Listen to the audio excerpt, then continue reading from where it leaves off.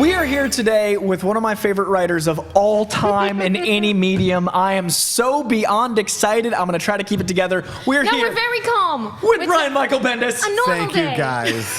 You guys are so sweet. Thank you. No, this is very, very nice. Thank you. We have studio stowaways because Yeah. everyone knows what's going on. That's super Thank you sweet. so much for coming you. to visit us. Yay. I want to kick it off with you taking over Superman at DC has led to an entirely new take on the character for me, and a character introduced through this is Naomi, and she lives right Superman adjacent. She fascinates me. I love that the book is framed like a mystery at the end of every issue. When you first introduced that character to the publisher, was that part of the pitch? Like every issue is going to end with that button? Yeah, it was, well, who she is and what she is and how she relates to the DC universe was 100% what you're saying. That's what we sold. And we kind of had this idea that all the Wonder Comics had like a Superman. There's a Superman connection to each one of them, but in a way only the audience will know. Like the characters don't go, oh, hey, Superman connects all of this. Yeah. But I do think there's like a way that Superman and or Batman and or Wonder Woman can sometimes affect a lot more than they think. Like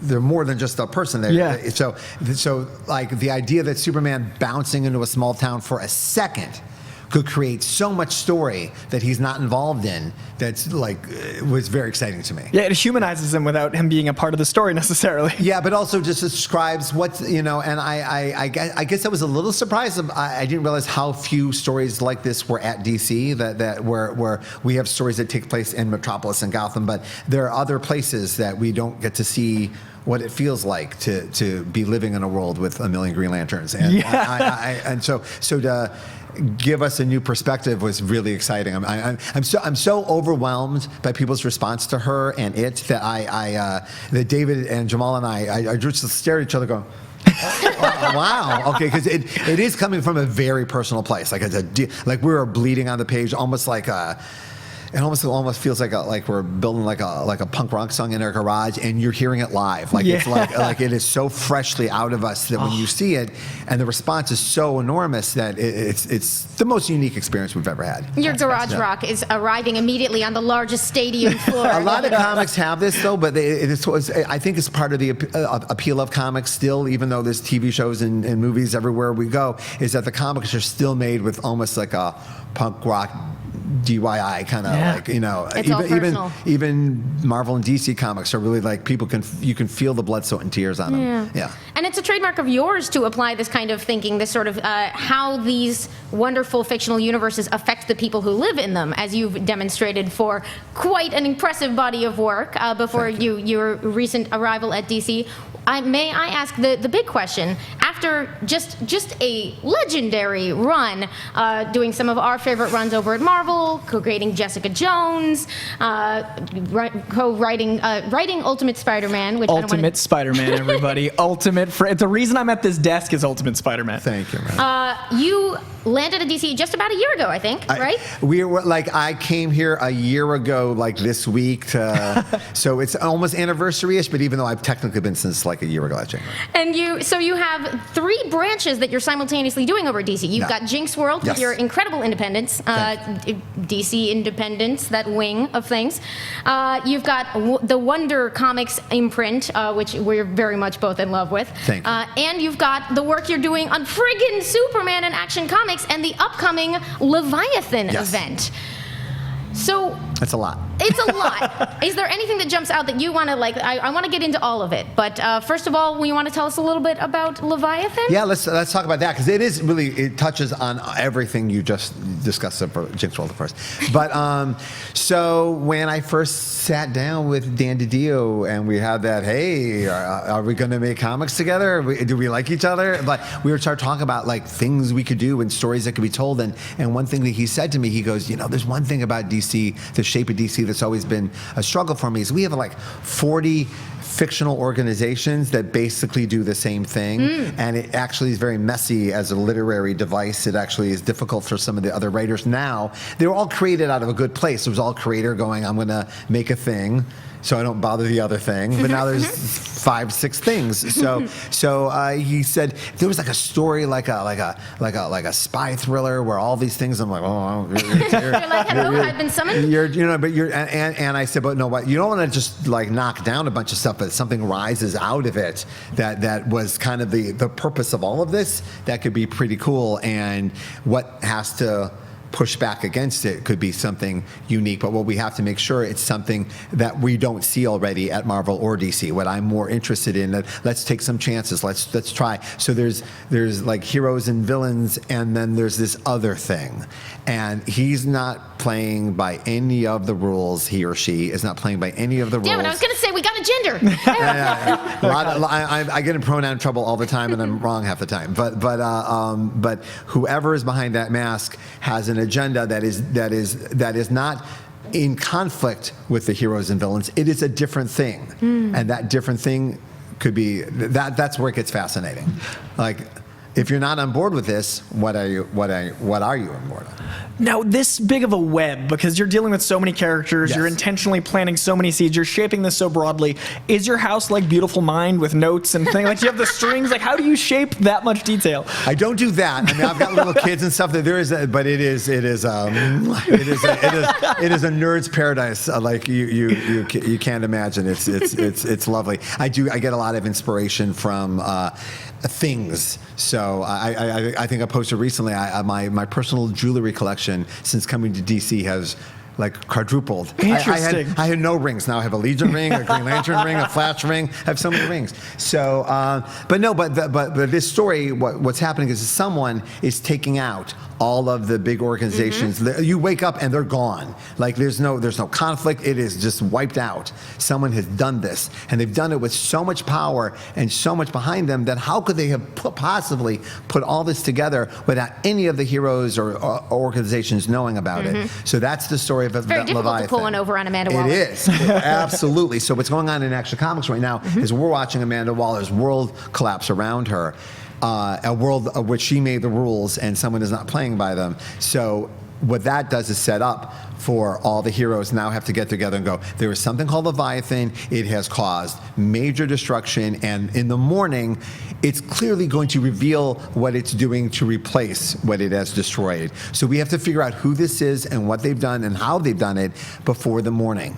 So Batman and Lois Lane put together a group of what they think are the best detectives for this case to get together and figure out not only who the suspects are to be Leviathan, but they are all suspects. They are all legitimate suspects, so they have to unsuspect themselves and figure out who the bad guy is. It is someone we know. It is someone in the DC universe. It's someone who's existed before. It is not Naomi. Okay. All right. That's my follow-up. I saw that look in your face. Someone you know, 5 issues we know. Yeah, exactly. But that's the only clue you're getting. I got one. I'll take one. Now, you get to sorry, go ahead. You get to reinterpret these characters in these universes with a lot of freedom. When you bring an artist on board, do you shape the structure of the type of story? Like Maleev is perfect for detective work. Great story. A great question, because this storyline was made only for Alex. This was made specifically to give him a platform to which to explode. I know that he wanted to do this. Like when I came to DC, I called some friends and go, hey, we're taking our creator-owned book to DC, or hey, I'm going to DC, wanna come? And with Alex, I knew we had a history together. Years and years ago, DC had called us and said, come do Batman. You know, like blank check offer, right? Oof, alternate universe. But true. We couldn't do it at the time. I was under contract and was a lovely author, but both of us did want to do Batman. And both of you go, oh, that one hurt. That one's a sliding doors moment, right? Excuse me. So we would think about like if we ever get to, and so all of a sudden, slowly over the course of years, the chance came, and I know how much it meant to him. I know he wants to be one of the great Batman artists of all time. So I just make sure I create a story that lets him fly. And I think people can tell from Detective Comics 1000 all the way from here to there. Alex is on fire. and He's never less than amazing. He's never less than amazing, but this is everyone we've been talking to, like in our community, was like, oh my God, what's going on with Alex? So it's pretty special. I'm pretty excited about it. And and what I've done to the story that made it special for Alex is that, and on top of it being for Alex, I was also thinking about the shape of events and these kind of stories, these summer events, and some of them I've done them have almost a disaster movie feel to them. Oh my God, something blew up on page 3, and we're gonna be dealing with it for the rest of the series. This is a different kind of thing. This is a whodunit. This is a thriller, a mystery. This is in the shadows. This is people getting together, and it's more like Death Trap or a Murder on the Orient Express than it is like what you consider a traditional event. Batman's finally a detective, you guys. No. It's Murder on the Orient Express. They all did it. I'm calling it now. Everyone is Leviathan. Yeah, but like they're in a room and the clues are there. And they have to figure it out. And they're all smarter than the other person. They all have a very unique, specific agenda, a point of view. And I'm excited about it. And also, it helps me get across my philosophy that Lois Lane is the most dangerous, most interesting person in all of comics. And this will be another chapter proving that. Can I just Not that anyone needed my help, but I just... The moment I heard that you were coming to DC, my brain went, oh my God, Lois.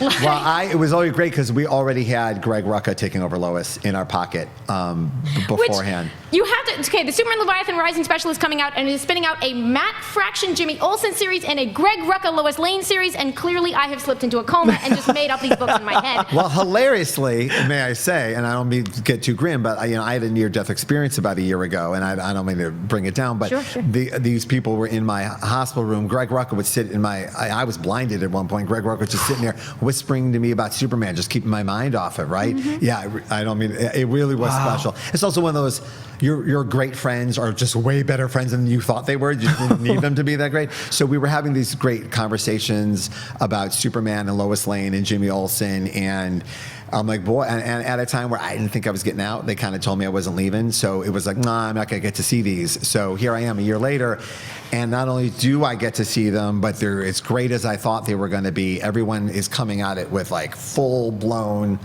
all their passion. And for everyone's asking about Jimmy Olsen, all they want to know is, Hawkeye good? It's Hawkeye good. Oh. Yes. Yeah, order that. Yeah, that's what you're asking. That's what you're getting.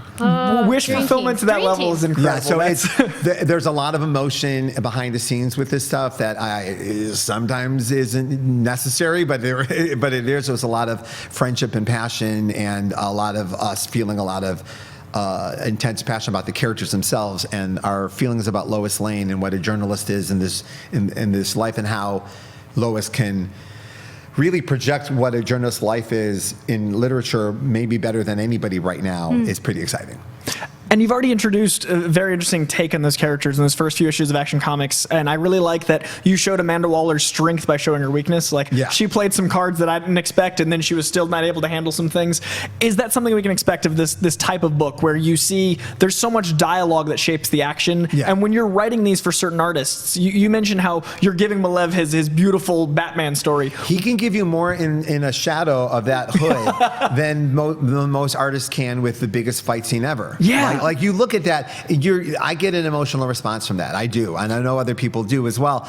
And you can just dig into the characters then. Is that a shorthand you develop by working with, like what you were able to do with Ultimate 13 with that storytelling, because you and Bagley had worked together and continued to work together in Cover, which I got to talk about. Cover is a story that effectively reimagined how I saw comics as a medium. Wow, thanks. I didn't imagine you'd be able to tell two such disparate stories simultaneously and then have that beautiful weave at the end. Thanks. So it's a really interesting take on comic books, and David Mack's the only guy I could see doing anything close to it, but you'd have to have so much history with your artists. Yeah, is that something? Is there a moment when you're like, wait, this is my guy for this? Well, it's a few things. And when David and I, we grew up together, we had all these experiences together. We did all the way back. So we have a shared experience also, and we are completely two different humans from two different universes too. So when we come together to make comics, it's a very special thing for both of us. We're both bringing something to the table the other person just doesn't have. Yeah. We just a life experience the other person doesn't have. I also, with people like Alex and David, and you brought Mark Bagley before too, every once in a while you're faced with an artist who you see they know what they're doing, but I bet if you pushed them to this, they could get to that other thing. I bet there's something else there. Maybe they can't see it. And I've been wrong too. I push artists and I'm like, I don't want to do this. Like, but every once in a while you go, yeah, let's try this. And they go, oh my God, I love that. Thank you. That was, I didn't know I liked that about myself. And I know we're in the middle of a bunch of questions. It's a weird analogy, but you're Tina Fey in Mean Girls. And you're a pusher. You push people. But like with Bagley was doing like all these cool superhero comics, right? Yeah. And then as I was doing that first year of Ultimate Spider-Man with him, I would see that the quieter moments where I would really like dig in with the high school stuff, he was really bringing it, like a lot of subtext and emotion, like a lot of thought was being brought into the facial expression. And I'm like, why people are not letting him do that a lot? Like I wonder if he wants to, and people just haven't given him the opportunity or whatnot. And that, like, I wrote that issue and I go, if he hates this, then he didn't. And I was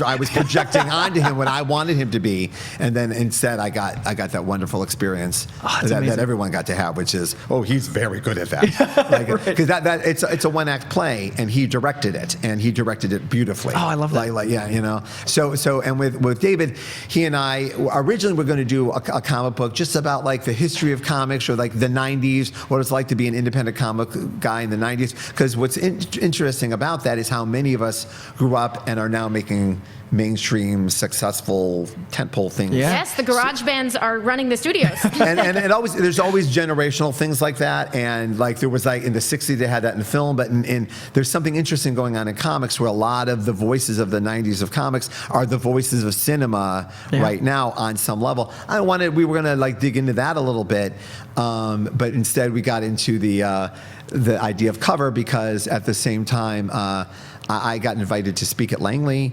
And then I got asked to go to Bolivia for the State Department. Wow. Because it was interesting. They were having a cultural exchange. Like the governments don't get along, but in Bolivia they love American superheroes and culture. It's all Batman and Spider-Man, and they go come down to the biggest book fair in the world and engage, right? And so while we were there, and then David was getting invited to go to the State Department to teach art in Russia and Cuba and all these places he went. Mm-hmm. So we were getting a lot of stuff was happening, a lot of information, a lot of stuff. So cover actually came out of real stuff. That's incredible. That was the last comic book expected based on a truish story. I know, but there's more true in there than people think. And also there's nothing funnier than last week in Awesome Con, CIA had a table.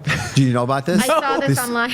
Yeah, CIA opened a table at the convention. I'm taking a lot of credit for that. I'm sorry. You and Tom that did came not to the CIA me and Tom. quarters of the... Absolutely, me and Tom. Absolutely. That's amazing. Yeah. I do have to ask before we... I sent that article to David, and David was, whoa. I go, yeah. What have we done? Yes, are we going? And should we be using our powers for something else?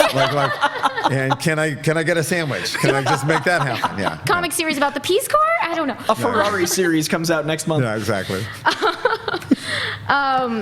I do say, before we've entirely left behind the subject of Ultimate Spider-Man, I have to ask a little bit, since it's our first chance to have you on here. There's a Miles Morales movie?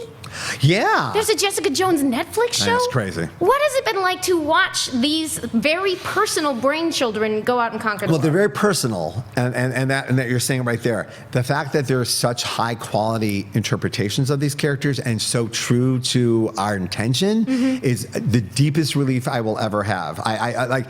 It's hard to describe. You got to be zen about it. There's even when you're making it yourself, there's so many pieces, and you try your hardest, and you'll do your best, and it'll work or it won't, right? So when other people are doing it, it's you have to be even more zen. You hope I hope everyone's heart's in the right place. I hope everyone's and then I've had this experience of this is more than not sucking. This is something special.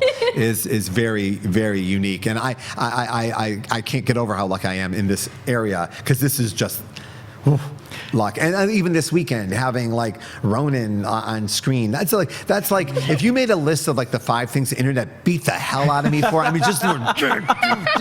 they're all on screen now, and it's it's so weird to me. So when people yell at me about stuff, I go, it's hard for me to hear it because Ronan's on. You're like, you hated everything else I did, and you just gave it $1 billion. Yeah, the other funny thing that happened this weekend, so I took my son's 6 years old, right? And I was like, oh, I hope he sits through this whole thing because I want to sit through the whole thing. And he did. He was like, literally crawled up in my lap and sat there. And like, he's 6, so you have to talk him through a couple of things, right? And then when it got to Ronan, I was like, oh yeah, like, hey, this is one of Daddy's actually. This is like, this is before you were born. Like, I had Hawkeye get all mad, and he just went. And then my son, who actually is not allowed to have any guns or knives in the house, looked at me like, well, you hypocrite.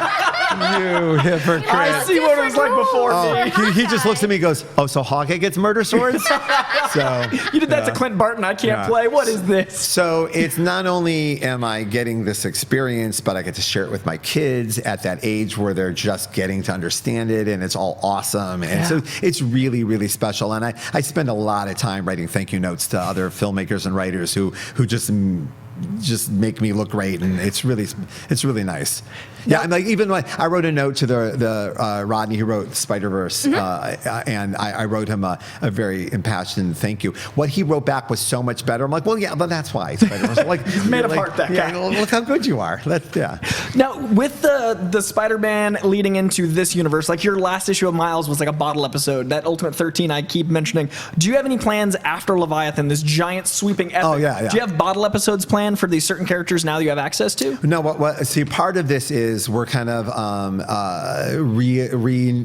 re-inviting you to meet the Question and Manhunter and Plastic Man and Green Arrow. Like, I know everyone has relationships with these characters. Some people do, some people don't. And every once in a while, it's nice to like kind of bring them out and go, these are really cool characters, and we want like we know you're coming for Batman, but I think stay for the Question. I think you're going to stay for the Question. I do, I really do. So, and I've had that before, even when I was writing Avengers. That people are buying Avengers because Spider-Man's on it, but then they like Luke Cage. Like if I do my job and tell my story right, that I can introduce. So the plan is that these characters, if they aren't Leviathan themselves, will get their time to shine. That was our last chance at a spoiler. It's not. You're too good. No, I'm too good. The clock just ran out, and we were like, "Is there a moment? Is there a creative phrase?" It's so hard. I will say that people do this to me online all the time. They try to trick me into answering something. Like, please, listen. This is not my first rodeo. They'll say, "Can you just tell me this person isn't this?" Which is basically that's a spoiler in its own right. Yeah, it's a spoiler. Or a reverse. They hit me with a reverse spoiler. Right. Yeah. See, I try to avoid the scoops because I want to read the thing. I want to go in. It's a bummer because every once in a while, like some like a rumor will hop up with just complete nonsense that someone just completely made up on 4chan. They just completely made it up, and they want me to come out and say no. And then I can't, because if I say no to that, but I didn't say no to this, I have to, so I have to like be spoiler free at all times. The slippery slope of internet culture. So I know, it is. It's also when we're in the middle of a mystery. And my darling friend Greg Rucka many years ago said the worst thing you can do in comics is a mystery, because you have thousands of readers. They're all online and engaged. Yeah. And they're all guessing. So someone's going to guess right. And then everyone's going to read that guess and go, "Oh, I guess no, you just read his guess. That's your guess." So, but I've taken that into consideration as we have crafted this story. I can't wait to see what that means. This summer, I could not be more excited. I can't wait for the mystery to unfold. I can't wait to not know what's going on. But most of all, I cannot wait to pick up Leviathan. Check it out right now this summer. I can't wait to see your take on so many characters I love. Thank you so very much for joining us. And hopefully by the end of this, we can compare notes of what actually happened. Awesome. Thank you so much. Thank you so much.